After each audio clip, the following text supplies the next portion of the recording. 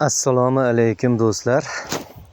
Kecha pomidor haqida video qo'ygandim. Pomidorlarni ko'mib yotqizib chiqayotgandik. Ko'pchilik komment yozibdi, bir nechta odam ko'ribdi, yaxshi fikrlarni bildiribdi. Juda xursand bo'ldim va bundan ilhomlandim-da. Mana dehqonchiligimiz yana 1 gektar qovunimiz bor edi.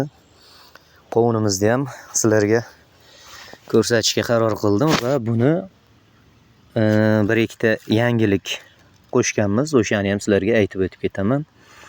Qovunimiz 19-mart sanasida ekilgan. Mana hozir bugun 30-aprel.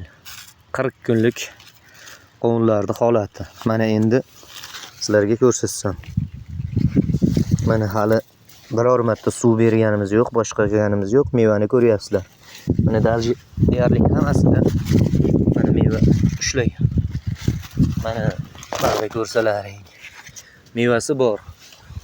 Buni aksariyat buncha palakli qovunlarda meva yo'q. Biznikida borligini sababi mana shu qovunlarimizni uchini o'suv nuqtasi, ya'ni mana hozir men sizlarga ko'rsatib o'taman. Mana ko'ryapsizlar. Qovunimiz o'sganda mana o'suv nuqtasini olib tashlaganmiz do'stlar. Mana o'suv nuqta olingan. O'shani hisobiga mana qovun shoxlarda bor. Keyin 4 dona shox qo'yilgan, mana 1, 2, 3, 4 tadan. Har bitta qovunda qolgan shoxini olib tashlaganmiz. Effekti zo'r bo'lar ekan. Mana bu yil yangilik qilib o'zimiz uchun qildik buni. Juda ham effekti zo'r. Mana qovunlarimizning holati.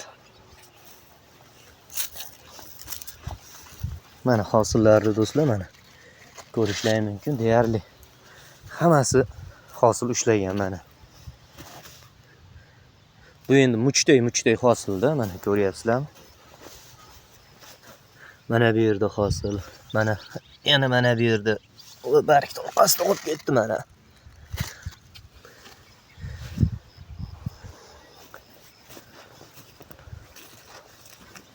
Mana do'stlar, agar kimda kim qovun ekadigan bo'lsa, o'zimizga o'xshagan qishloq bolalarida, jaydari dehqonlar, mana ko'rsalaring, hammasini qovunni mana shu o'suv nuqtasi olib tashlangan. 4 donadan yaxshi palak qo'yilgan.